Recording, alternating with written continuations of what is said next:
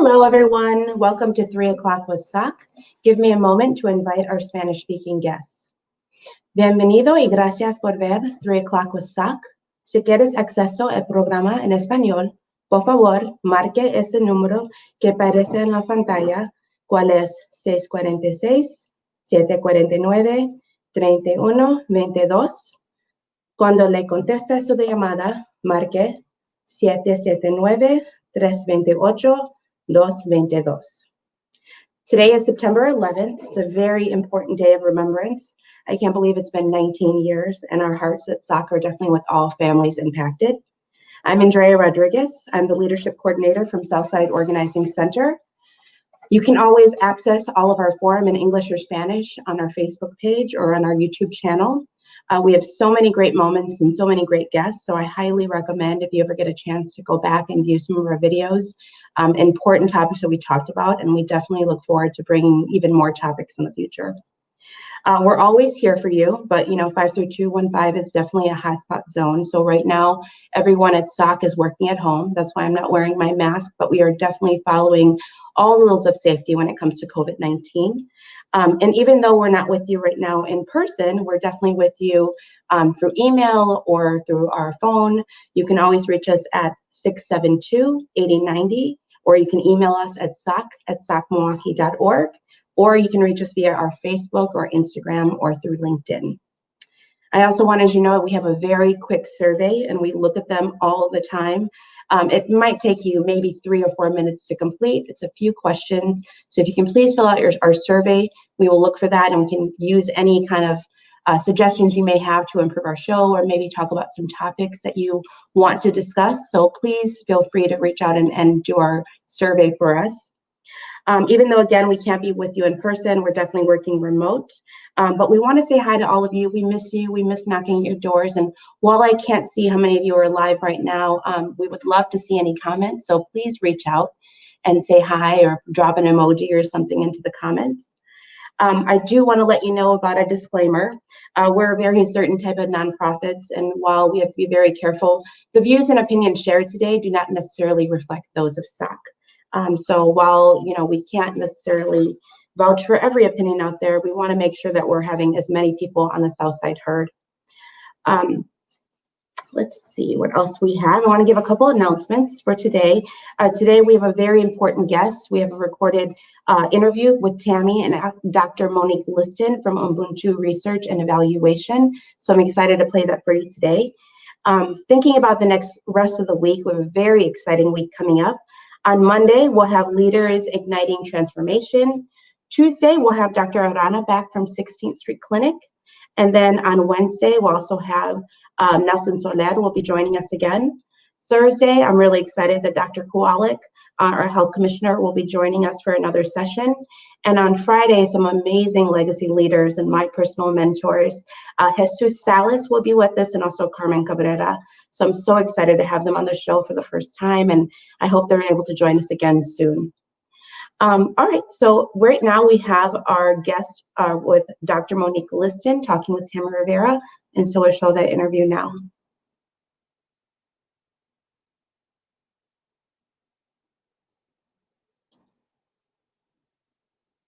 So we're going to move to our critical update for the day. I'm so excited to have our special guest with us. He has been so gracious in all of the coordination it took to make this happen. And so I'm very grateful to her, and I want to bring on Dr. Monique Liston. Hola, doctora. Hey. Thanks again for being patient with us and making the time. We so appreciate you. We'd like to start with all of our guests introducing themselves and just talking about the role they play, right, in the community and in the social justice movement. Yes. Well, my name is Dr. Monique Liston. I am born and raised in Milwaukee, Wisconsin. I'm very, very, very proud to identify as a Black woman. I practice radically queer politics wherever I can, and very, very conscious on, upholding anti-capitalist, abolitionist, destroying the patriarchy, queer everything up in whatever space I can, okay? Whether that's academia, whether that's community organizing, that's what I want to do. I am a proud alum of Historically Black College. Some of you may have heard of it. It's Howard University in Washington, D.C. And I really, really cherish what it means to create Black spaces that really affirm Black identities as they are being experienced, not just how they should be told should be experienced, but as they are actually lived. And so I am proud to be back in Milwaukee. I'm a business owner. I run UBUNTU Research and Evaluation, which is a professional learning community led by Black women that facilitates, strategizes, and evaluates around issues relating to equity, justice, and liberation. And I'm just really, really excited to be a part of Milwaukee's growing, developing resistance movement in all the ways that it shows up. And I am more honored that the young people still validate my existence. Yeah, yeah, they validated it. Yes. So I'm happy to be here. Thank you so much for including me. And this is great. Thanks. Yeah, we don't have enough voices of color anywhere. Mm-hmm. We certainly do not have enough women of color voices, even when we attempt to. And so all of that is very meaningful for us today. Talk to us a little bit about your area of study and what you did with your, as we talked about earlier, traumatic dissertation experience, which I haven't been able to finish yet. As I was sharing, I got kicked out of UWM and have to fight to get back in to finish my dissertation. Yeah, I got my PhD at UWM. I focus on the dignity of Black men and boys and men of color in the city of Milwaukee by the programs that claim to be doing racial equity work or work that focused on their well-being. Basically, I went to these organizations who dealt with boys and men of color, specifically Black men, over the lifespan. So whether you were youth focused or adult focused or senior citizen focused, had an opportunity to engage your work and ask you, here's what I believe dignity to me. Do you think your organization provides dignity? And then doing an analysis from that. I really went into it with two big questions initially. Like one was like, what about the girls, right? And what was politically expedient at the time was to talk about men, especially boys and men of color. President Obama's My Brother's Keeper initiative was like a big driver around that. But the second thing I was very curious about was evaluation.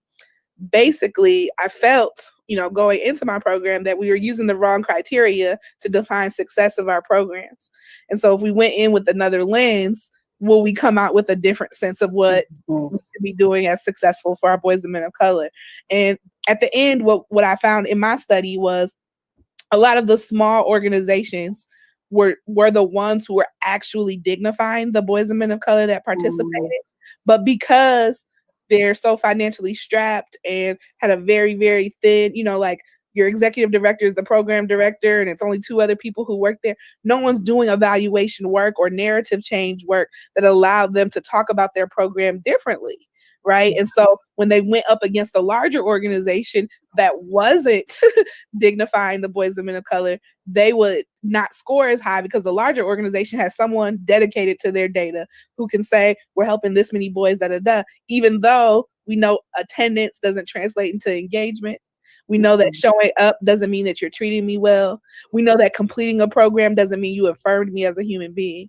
So thinking about those two different ways in which the politics of the nonprofit industrial complex and the foundation industrial complex and white supremacy overall have really made it difficult for like small organizations that were really focusing on the daily lives of boys and men of color, both on the north and south side.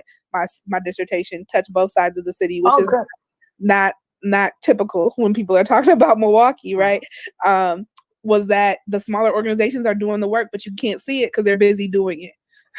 Yeah, right. They don't have the infrastructure to do the evaluation process and product and the writing and the celebrating and the photography and all the portfolio pieces to show the work. I'm glad you said it on the South Side.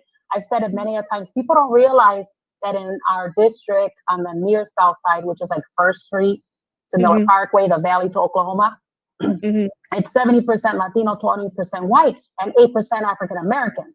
A totally neglected population on our near south side, but people don't realize that that's a substantial part of our community members. So I'm glad that you mentioned that. And what were a couple of your findings? Yeah, so one was that dignity was really helpful for organizations to understand.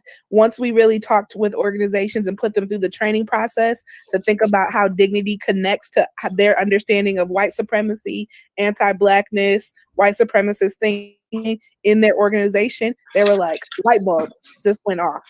It was like, oh, we should be doing something different. Another thing was that racial equity trainings, implicit bias trainings often fall short in a lot of ways, because what they do is reinforce sort of what whiteness has allowed to persist in organizations, which is co-opting the language without doing the work. Without the substance.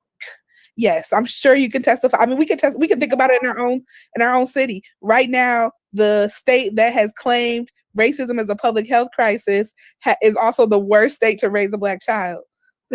Those things should not be able to coexist, but it's because it's easy to co-opt the language without doing the work. And so that was a large part of what I took and then said, well, we have to become disruptors, conscientious disruptors in this field, to say, we're not just going to say these words. We're not just going to say that it's fine as long as you put this quota or you put that phrase that everything's good. We're going to think deeper, evaluate deeper, educate deeper. That's good to hear. And certainly it's encouraging to hear that people were receptive to being educated, made aware about elements they don't think about that affect disadvantaged or people of color, like dignity, right? Because privilege is very blinding. And so you center all experience on my strengths and my value systems if I'm the privileged person, and you don't see outside of that. And so your number counting and ensuring that funding continues to go to your organization versus where it should be going, things like that. So I'm glad you're with us because of that. And so we've been talking now for weeks. We had 2 dedicated weeks to racial justice, but we're going to continue the discussion. And that's why I'm happy you're with us, because the issue is not going away soon, although we are in a time where there's no retreat. Things will not ever be the same. So it's a matter of, what does the future of change look like? So I'm excited to hear your thoughts about 2020 and racial justice, Dr. Liston. Whatever, listen, this is what I said. There's no way we're going to tackle racial justice in 25 minutes, in 2-3 weeks, 2 or 3 years. Yeah. But let's just talk about whatever's in your heart to lift up today about racial justice. Yeah, I think that in this moment, we are feeling 2 things colliding because of technology, right? We are feeling the reality of the ongoing assault against Black life, brown life, Indigenous life. Like, we're feeling it much more. It's been ongoing and persistent for hundreds of years, but no one cared because we weren't able to slow down enough to talk about it. Thanks to the pandemic, right? Now it's like everything is slowed down and stopped. The economy slowed down and stopped. So now these stories are taking precedence in our media consumption, right? So we're facing that, along with, because there's a pandemic and the economic engine of this country has slowed down in a lot of ways.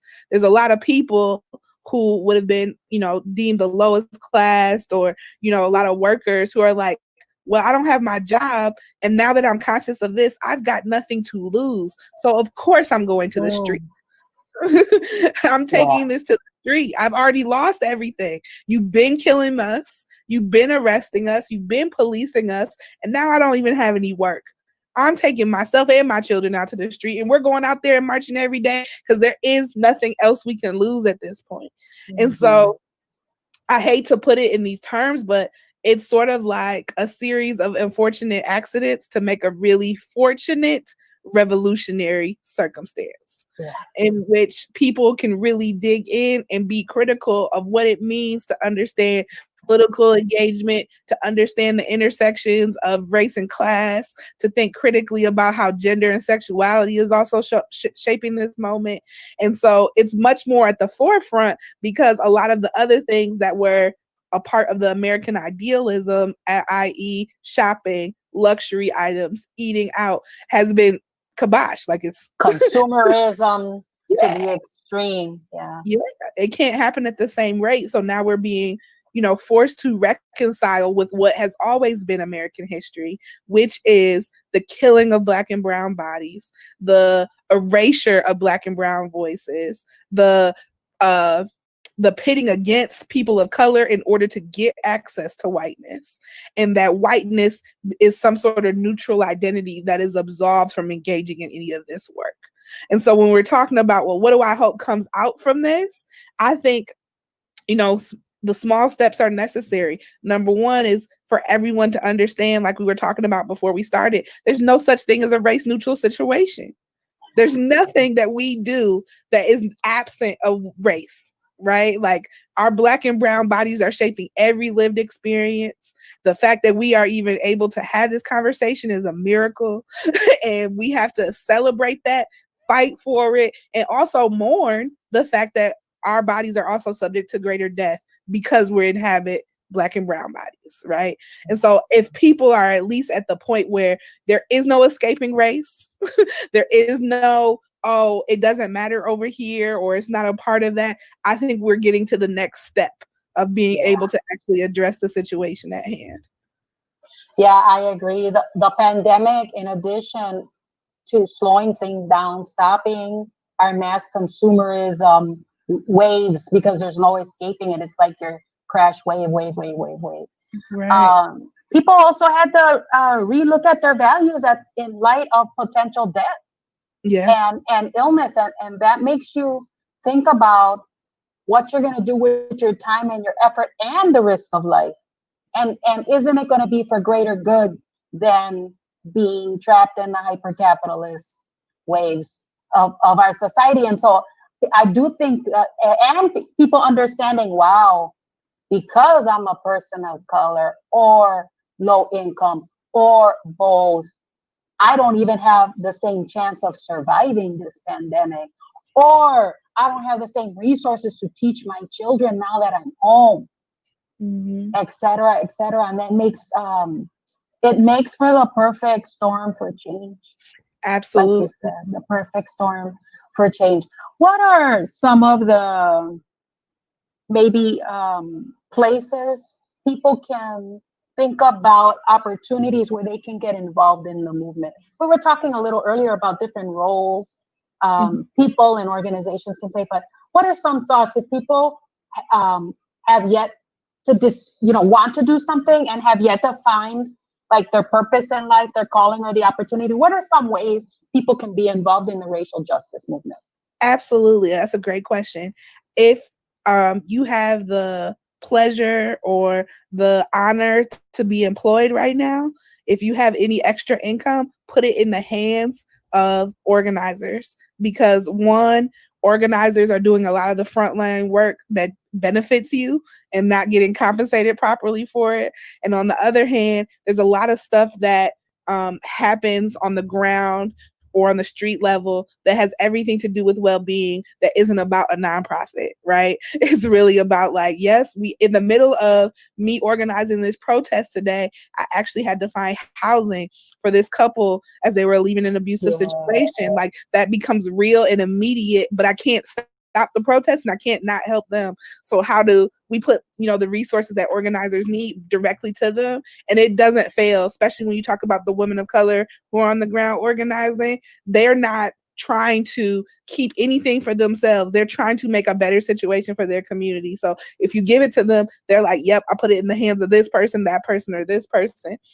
I also think people need to acknowledge the fact that they're learning and listening to women of color in order to grow.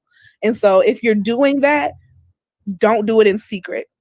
Share, continue to share. So if you saw this, you saw a Facebook post, you saw a link, share that, because what those folks need, yourself, myself included, is we just need more people to hear it. And we're not going to get that unless you share that. I think what's also really great, it might be really humbling for folks too, is that there's protests happening every day. So if you just need to understand what it's about, go. Just go. Put your mask on and go and just absorb all that's around you in that moment, because you have learning, you have children, you have people who have been at this for years. You can just really get a sense of like what it's like out there if you just go. And then I think the last thing is, like, there's been so many reading lists and syllabi and articles that have been shared. Make that a joint adventure. Make it a date. Make it a family thing. Like, we're going to read this article about how to be an anti-racist is problematic, or we're going to sit here and watch this short film that really talks about how racism has been happening in the food industry. Like, make that a part of your shared familial, intimate experiences, so that this conversation doesn't escape the narrative of your everyday life. You need to put it in there. You need to experience it. You need to question and interrogate it. So it doesn't have to feel like, well, I'm not leading an organization. No one's asking you to. Not everybody's going to be an organizer. That's not everybody's calling. Right. And it takes a whole intricate dynamic system of people. Yes. And the last thing I would say is that really, really be thinking about poor single women of color as they are trying to navigate schools being closed and trying to feed their families and go to work. Those are the people, like, even if you see, I was taught from a very young age that I remember my mom seeing a woman pushing a stroller, carrying another baby, get into the bus stop. My mom pulled over and was like, "Sis, do you need a ride?" And, and I remember her in the car was like, "Thank you so much. Thank you so much. I just need to get da da da." Because those small things are really what folks need. Like, a breath of encouragement. Yeah. Somebody sees me. Yeah. You need to be seen. You need to be seen to know that, like, I understand your struggle. I want that. So the very least you can do is to see a single woman of color who is out here raising some kids and do, offer to buy her dinner or get some books for her kids, or like, "Hey, can I pay your internet bill this month?" Whatever you can do, because that is actually, if you can keep those young people safe, in a safe situation, that's a part of the movement work too. Yeah, it is. There's something for everybody. Mm-hmm. Whatever your skill, talent, whether you're extrovert, introvert, whether you're homebound or you can be out there, some role everybody can play, and it's all the little roles that make for a mass movement. Lots of ways. Now let's talk about your center. Talk to us about the work you do. Yeah. The people who are involved, so folks understand the power of what's happening with women of color in Milwaukee.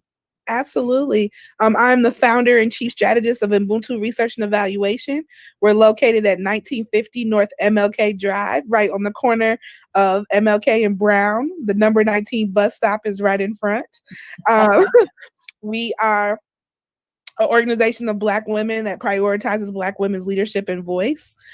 We have expertise in education, public health, nonprofit leadership, and we work very closely to work with organizations in their change process. So organization realizing like, whoa, we've never really talked about race as an organization. And we're like, yep, that's why we're here.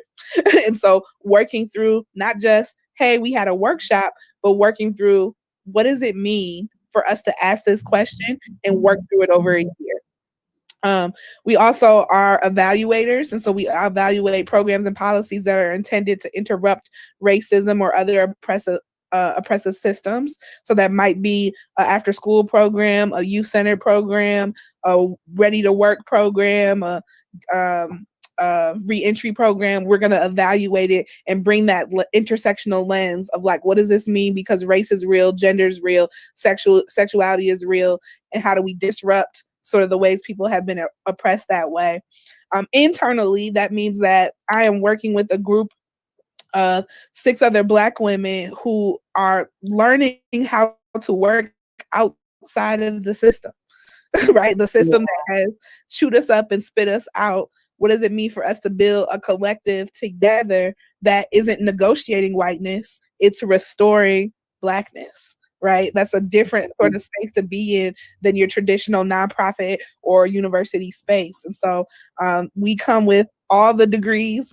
We have more degrees than people for sure at our organization. It's necessary. I shared with you that I did my doctoral studies. I haven't been able to do my dissertation, but my preliminary work showed that women of color, because I'm studying Latina leadership pathways, but there wasn't enough data on Latinas, so I had to go women of color. And what it showed is my preliminary analysis showed that women of color have to be exponentially more credentialed, qualified, successful to even be considered. It has to be an application that cannot be denied. Right. And so when you say that, it reminds me of that. So you say you got more degrees than you have bodies. It tells the story. It's exactly that truth for sure.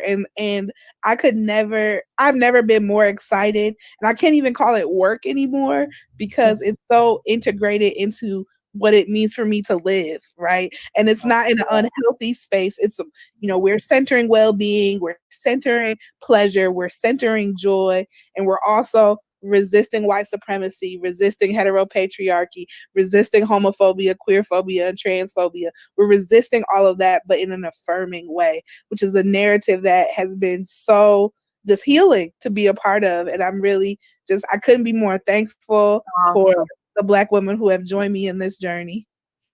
And share with us, what are the cost ranges for your services? Yeah, absolutely. Yeah. So we do individualized coaching is one thing, because sometimes people are like, I just want to process with someone, and that could be anywhere from $250 to $500. And then when we're working with organizations, there's a range from about $30,000 up to larger organizations over 100,000, really depending on the size of your organization and the length of time that you want to work with us. Great. And then do you provide any services in Spanish yet? There are other languages? So we happen to have a bilingual staff member who speaks Spanish. And so there's a lot of things when we do community survey work, it's always translated into Spanish. And now we're building out our workshops so that they're also being able to be delivered in Spanish. Good stuff. Mm-hmm. And then who should folks contact if they want to get a hold of you or Ubuntu? Yes. So our website is the best place, UBUNTUResearch.com. You can also find us on Twitter, Instagram, Snapchat, or LinkedIn. Just search Ubuntu Research and we'll pop up. All right, folks. And so we're going to add those ways to get in contact with you in our comment section here. And then we're going to ask, does anybody have any questions for Dr. Liston, to put them in the comment section if we don't have them already. And if we miss you before we have to say goodbye, because I'm always over time, including today, then we'll follow up with Dr. Liston and get back to our viewers' questions. Thank you, Dr. Liston, for your time. We appreciate you. Thank you. Be safe. Adios. Excellent. Thank you so much to Tammy Rivera for having that interview with Dr. Liston. So thankful for Dr. Liston and Ubuntu Research and all they do for Milwaukee. Love that they're translating in Spanish as well. Want to say hello to some of our viewers. Hello, Trene. Thank you for joining us. You're one of our amazing super fans. Say hi in the comments if you're here. We can see the number of you, but we can actually see who's really here individually. So if you want to say hi or put in an emoji, we would love that. Also, just wondering how many of you actually knew about UBUNTU Research and Evaluation before our show today. So if you want to share whether this is your first time hearing about it or if you knew about their amazing work, we would love to hear that. If you have any questions for Dr. Liston, even though this was a pre-recorded video, we're happy to bring anything and have her back on the show hopefully soon.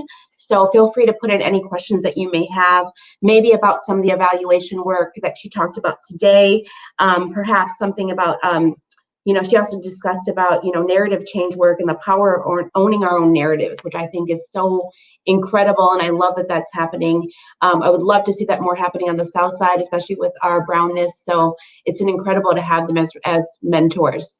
I want to say hi to Alejandra. Hello, good to see you again. Lou, I'm not sure if I've seen you on before, but thank you for joining us today. We're very excited to have you. Please feel free to have any comments or questions, drop them in anytime. We love hearing from our guests, especially because we can't be with you in person right now. Next, we're going to have Maritza Payo. She's going to talk to us about the proper way to wear a mask for our Corona update. Hi, I'm Maritza and I work at Walker's Point Community Clinic. I'm a medical assistant and community health worker, and I want to show you how to wear your mask properly. This is really important so that when you cough or sneeze, particles don't come out of your mask through your nose or through your mouth, and it protects you from other people's particles. So first, whenever you're about to put a mask on, you're gonna sanitize your hands or wash your hands before you even put on the mask. You're gonna get in all those little crevices in your nails. Don't forget about the thumb and your wrists. And then you're gonna take your mask, and there's gonna be a part, often there's a part that has a little ridge for the nose. And you're gonna grab it by the strings and place the mask on your face. Notice how the bottom is covering my chin? That's good. Notice how the top is covering my nose? Also good. If there's a part in your mask that has a little plastic part, press that down. This helps to make sure that air can't get through there. And that's it. Later on, after I do my shopping or whatever it is that I'm doing, and I want to take off my mask, I'm also going to sanitize. I'm going to clean my hands, because who knows what I touched. I'm going to grab my mask by the strings and take it off like this. This is how not to wear a mask. Wrong. Nose out, also wrong. Hanging out on the chin, not great either. Doesn't really do its thing, doesn't do its job. So we want to make sure that our entire mouth and nose is covered by the mask. And there you have it. Excellent. Thank you so much, Marisa Payo, for joining us today. I'm seeing in the comments right now, Alejandra mentioned that the video is low. Thank you for bringing that to our attention. We'll definitely check those volume levels to make sure it's easier to hear. Some really great information, though, on how you should properly wear a mask.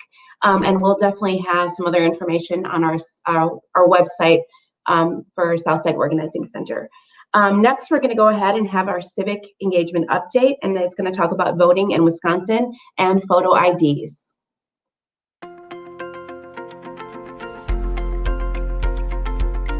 To vote in Wisconsin, you will need a Wisconsin driver's license or other acceptable photo ID for voting. If you don't have a Wisconsin driver's license, go to bringit.wi.gov for other acceptable forms of ID.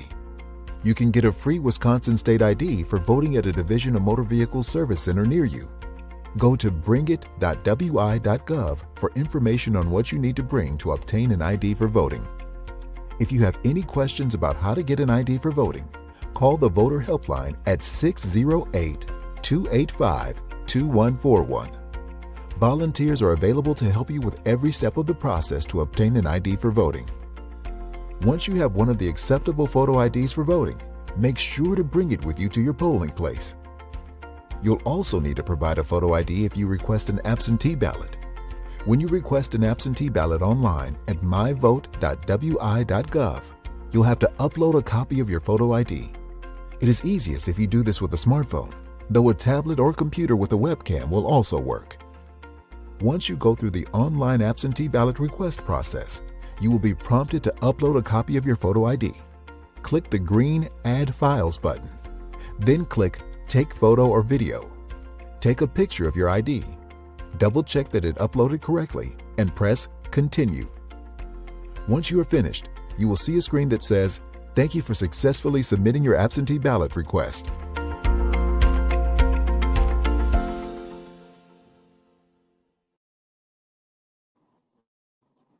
Thank you so much. Appreciate that video from Gabe Charles, our Civic Engagement Manager. Go ahead and drop in the comments if you've already requested your absentee ballot. We love to see as many people requesting that as possible, especially right now during the coronavirus. Next, we're going to have a video about the census. And if you've already completed your census, please let us know in the comments today. But we'll have another video from Gabe about the census. Behind every 2020 census taker's mask is a friendly neighbor. They're teachers, retirees, vets, people committed to doing right by getting the count right. If you haven't responded yet, they'll be stopping by to ask some simple questions that will inform how billions in federal funds are spent on local services every year for the next decade.